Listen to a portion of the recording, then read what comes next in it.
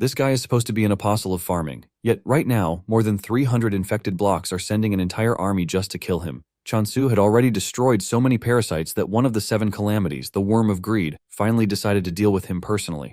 The bug surrounded his block, disabled the exit, and made sure he was completely separated from his strongest allies. But instead of panicking, this farmer started cutting through them like weeds. With the artifact of death strengthening him, Chansu tore through wave after wave until the real monster finally appeared. The worm of greed was enormous, powerful enough to crush his immortal ghost like nothing.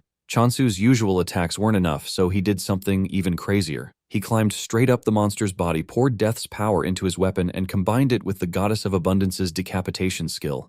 His weapon transformed into a massive scythe, and with one swing, this supposed farmer cut the head off one of the 7 calamities.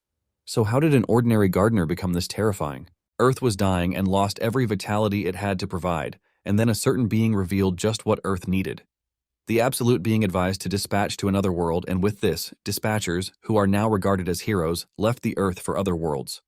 From the other worlds, dispatchers are able to bring back new things that are essential for humanity's survival. Our MC, Chansu, is working a trash gardening job, but he wishes that he could become a dispatcher too. After the day's work, he heads to the dispatcher reunion center, where there is a bulk load of people trying to get information on their loved ones. He manages to get past all the other people who are there to reach the receptionist. The receptionist checks his log and realizes that Chansu doesn't have enough to pay for the investigation he is requesting. He tells him to come back when he finally has the required money. Chansu begs the man to at least give him some news, but he is pushed out of the way by the next customer.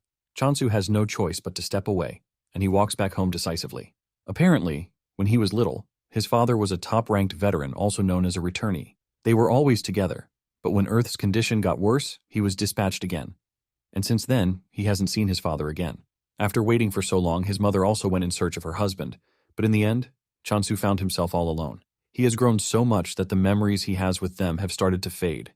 He can't even picture their faces clearly anymore.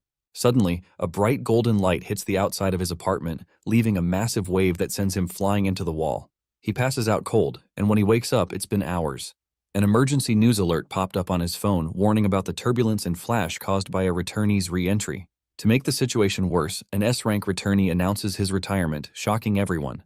The S-rank dude talks about how he failed to protect the dispatchers who accompanied him. He also could not protect his god, and in the end, he returned alone, a failure. The dude says he can no longer dispatch because he has lost the ability and the qualification to do so.